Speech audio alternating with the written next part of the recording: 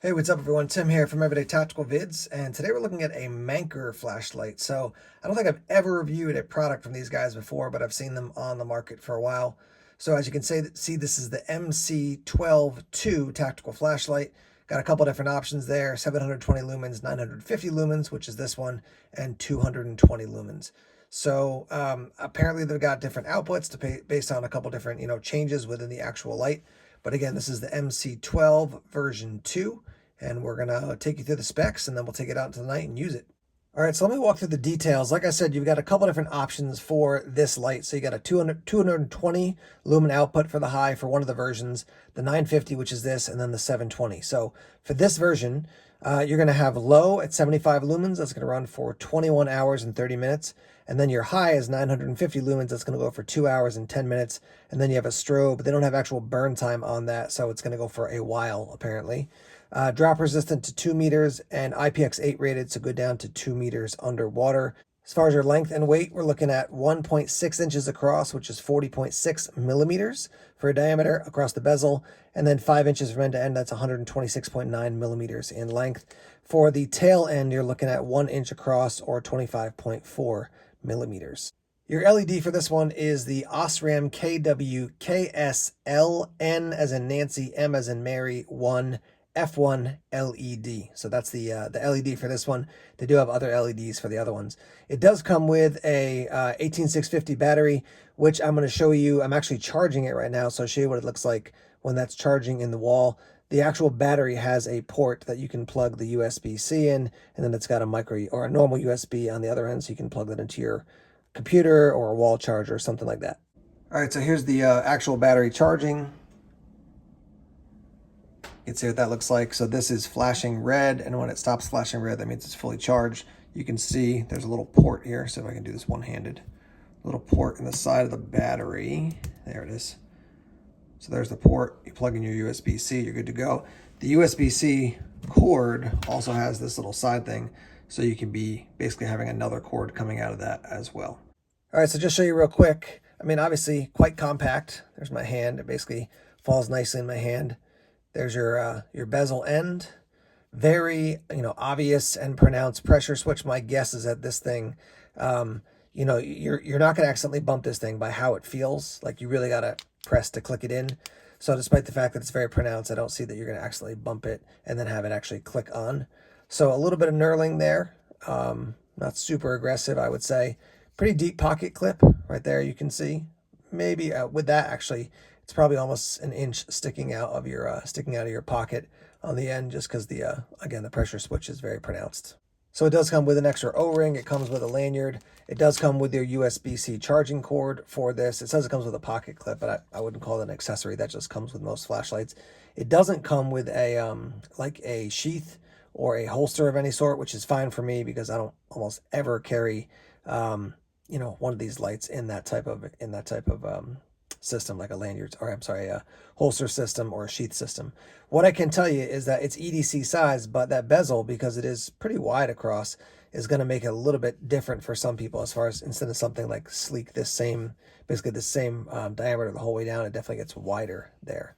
But all that said, those are the basics on it. It's a nice looking light, and like I said, I've never worked with Manker before, but I've heard good things about them. Here's a real quick look at the instructions in the meantime. A couple different language options, but they're super basic, nothing fancy about them. They tell you what you need to know, how to operate it, and that's pretty much it.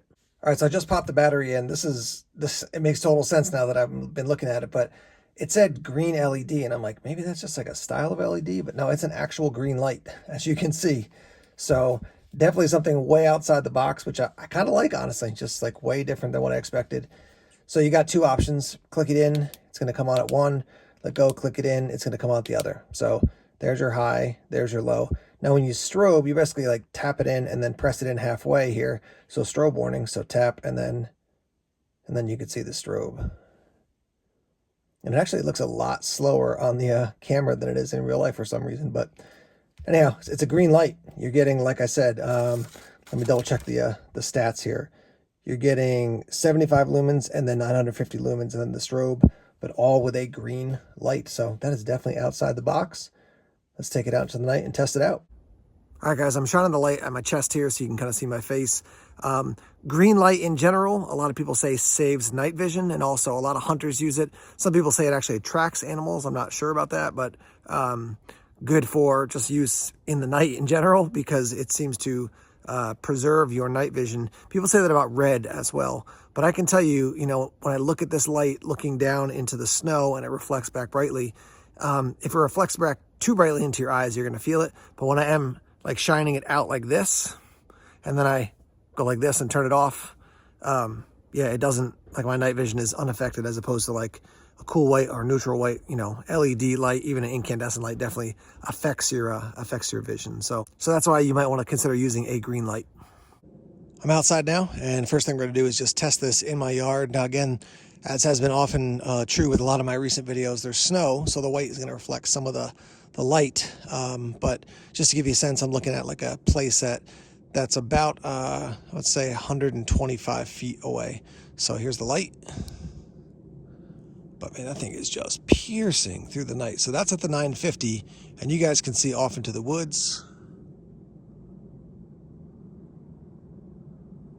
And that is just a really nice amount of light. So that's what it looks like here. Let me go to the lower setting. Now that is not giving me as much like spilling out from the sides. Still a very hot center. I mean, I can definitely see into the woods, not as well as the 950, but definitely can see quite well. So let's back up to the highest. There's the 950. Man, that is impressive, honestly. Quite impressive for this tiny little light. That is really cutting through the darkness. All right, let me give you the strobe. So strobe warning. See if I can get the strobe here. There's strobe. And it's weird because the strobe is really fast. Yeah, you can't see it, but the strobe is really fast in person. Like, this is weird, but if I was going to make a sound effect, it would be like this. Like that fast. Whereas what you're seeing is like woo, woo, woo, woo, woo, woo. There you go. Sound effects for strobe. You're welcome. Anyhow, that's just interesting. But that high setting, man, that thing just really cuts through the night. And green is really interesting. Yeah, I mean, definitely a different experience to have green instead of a cool white or a neutral white. I'm in my backyard now. You can see some light coming from the front of the house. We have a small playset, or a playset that's closer, and then a playset that's further away. The far one's probably over 300 feet away. So take a look at this.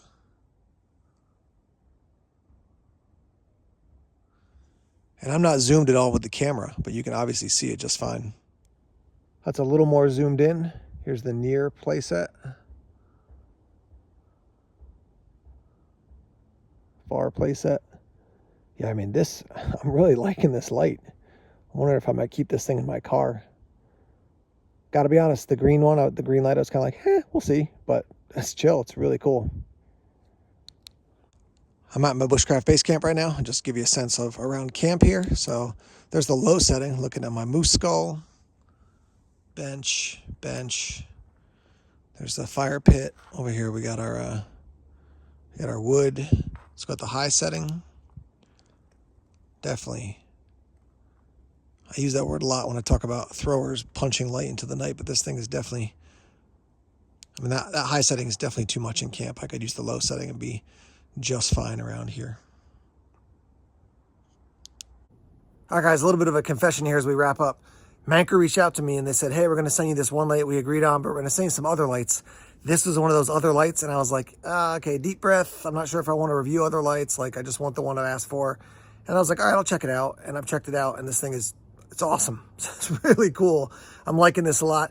It says image coming soon on their website. It also says it's going to be coming in about $50, around $50. So my guess is that that'll be the starting price. It'll drop. I'll put links to the Manker website, and also if I can find it on Amazon as well.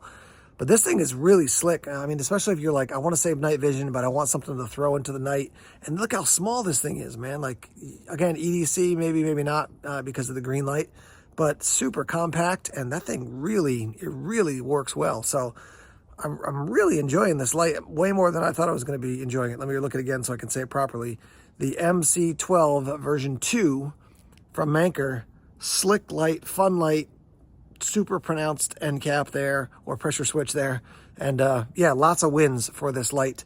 So let me hear your thoughts, what you think about a green light. Definitely outside the box for me, but I have enjoyed it a lot, and I'd recommend it, having gotten it as a surprise, but it's a win. So let me hear your thoughts and your feedback on this, and let's get that conversation started in the comment section, especially if you have this light or if you've used other products from Manker. I want to get your thoughts on them. All right, guys, thanks as always for checking out the videos here on YouTube. Please subscribe to Everyday Tactical Vids if you haven't done so already. Like us on Facebook, follow us on Twitter, check us out on Instagram, Tumblr, and Vero as well. More videos coming soon. Take care.